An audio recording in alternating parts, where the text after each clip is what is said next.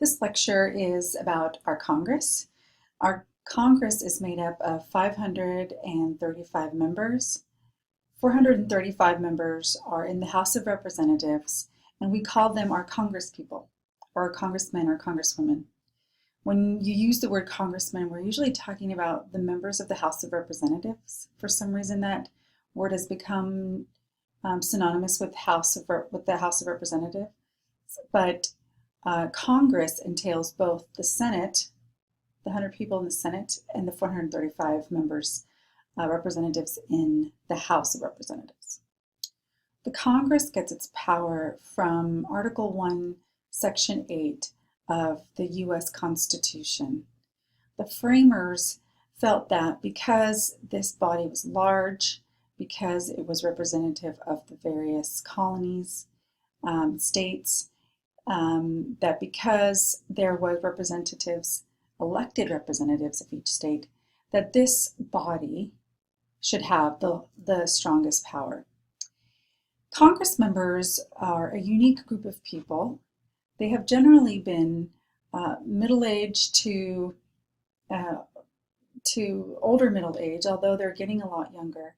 But what is consistent, has been consistent throughout history of the Congress, is that they have generally been predominantly white male of some type of mainline Christian denomination like Lutheran, Methodist, Baptist, etc.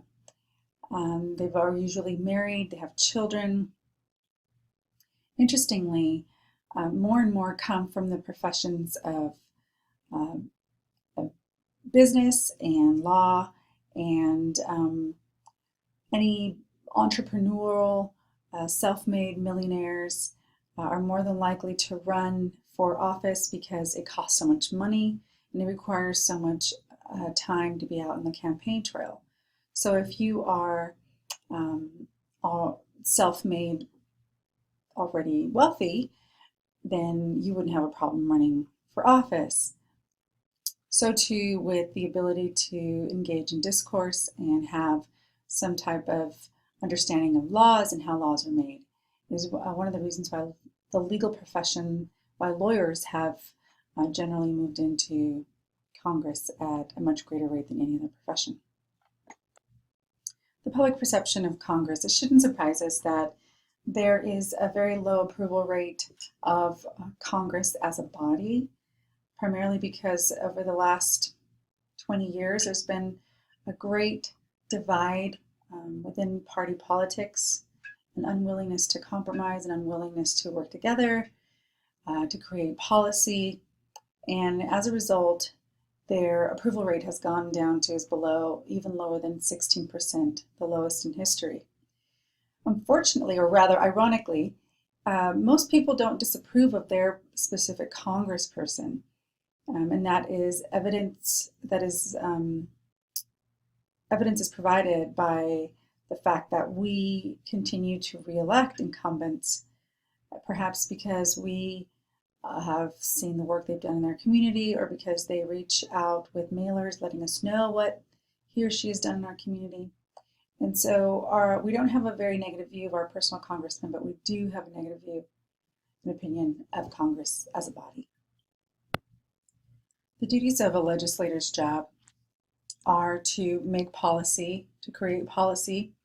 They have the power of the purse, of course. That is, it's their duty to allocate funds to programs that they agree with, that the community has asked for. Many legislators kind of they fall into two camps. They either see themselves as trustees or they see themselves as delegates. A congressperson who sees themselves as a trustee see themselves as holders of the public trust, who they themselves, as political elites, should decide on the issues based on merit, based on his or her best judgment. Whereas someone who has the mentality of that their job as a congressperson is to be a delegate, they see themselves as agents of those who elected them and believe that they should suppress their own personal views and only stick to the majority opinion of their constituents.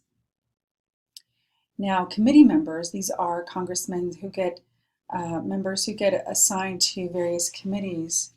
This is where the real policy making happens. This is where laws are written and hashed out and debated prior to it going to a vote on the floor. They're also responsible for doing casework within their districts. Casework is anything that is done within the district as a result of a request from a constituent, parks, roads, anything that is specifically done for his or her district. Senators and representatives receive salaries of at or a little above $165,000 a year, and that obviously changes, and that is decided by they themselves. If one Congress decides to increase the salaries of the incoming Congress salaries. Congressional leaders are paid an additional stipend, like the speaker is paid more, the majority whip, the minority whip, and leaders like that. But what they really receive are in non-salary compensations, and it's important. Sure, they get a really great medical plan, free parking, a very generous pension plan, and so on. But really what they benefit from the most is the ability to communicate, to print, to send out mailers, to send out emails and calls to various people within their district and even without their district in order to get their name known, in order to get their policies out there in the media, access to the media. The media wants to interview policymakers, certainly if they're in the middle of creating a policy that has gotten some type of notoriety in the media.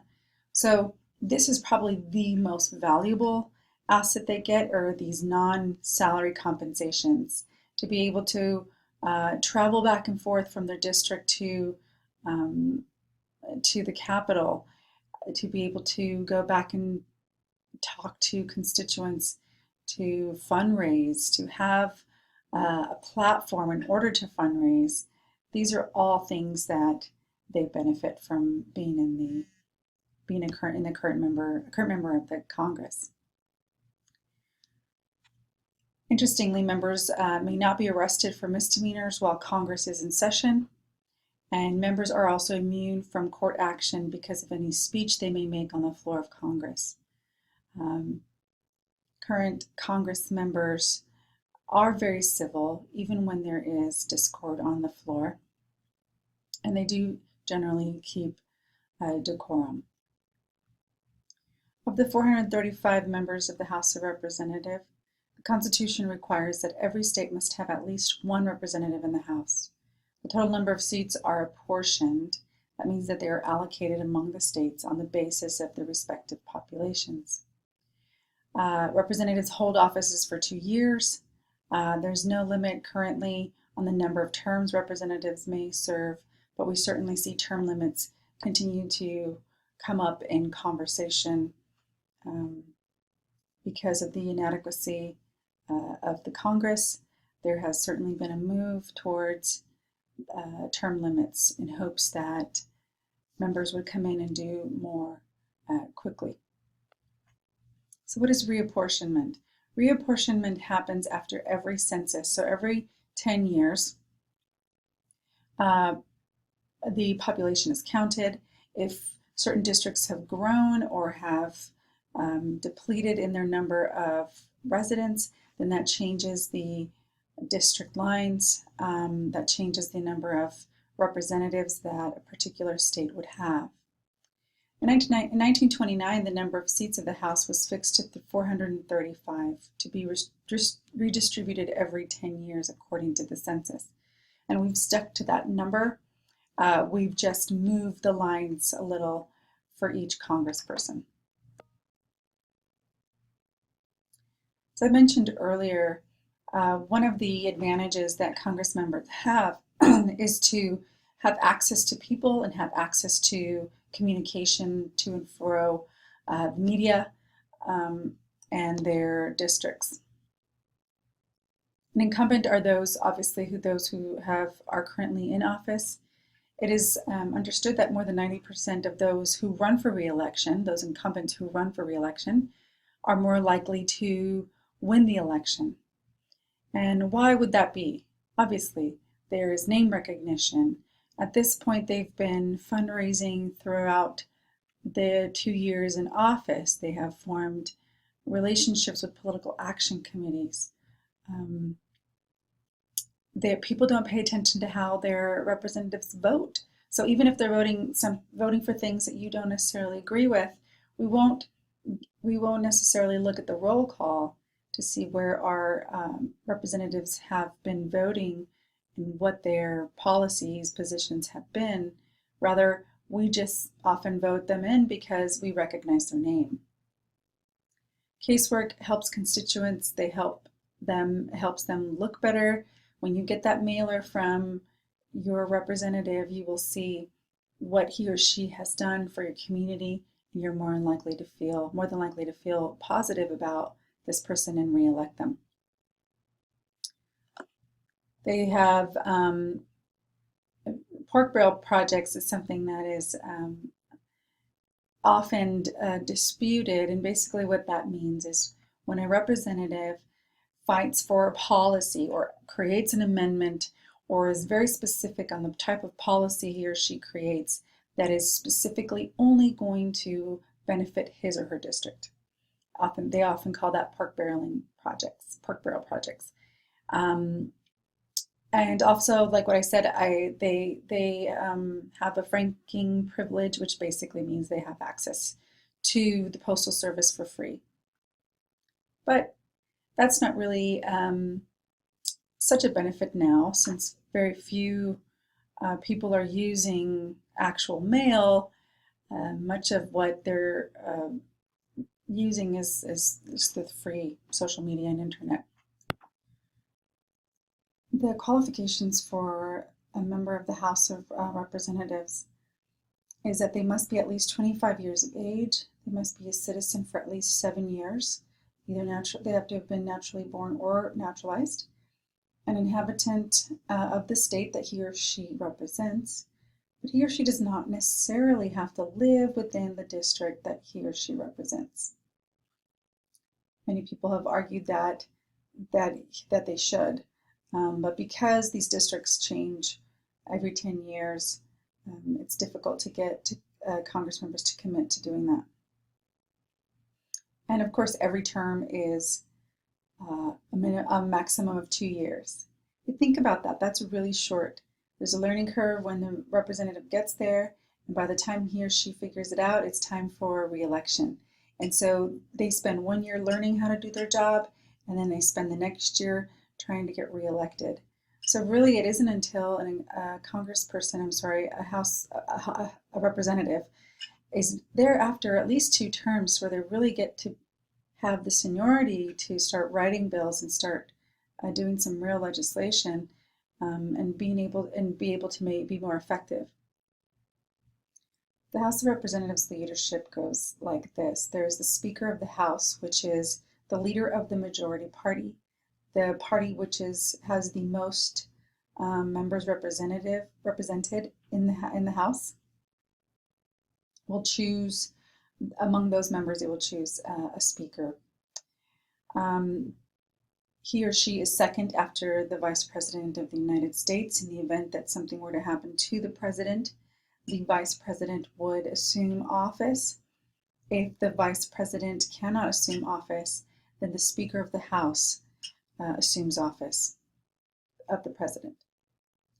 They are elected by the House membership, the leaders. There's a speaker is the leader of the majority party, and the minority whip is the leader of the minority party. The formal powers are of the speaker. They preside over the House when it is in session. They play a major role in making committee assignments, which is incredibly political and a very powerful position to be in. Appoints or plays a key role in appointing the party's legislative leaders and the party leadership staff. They exercise substantial control over which bills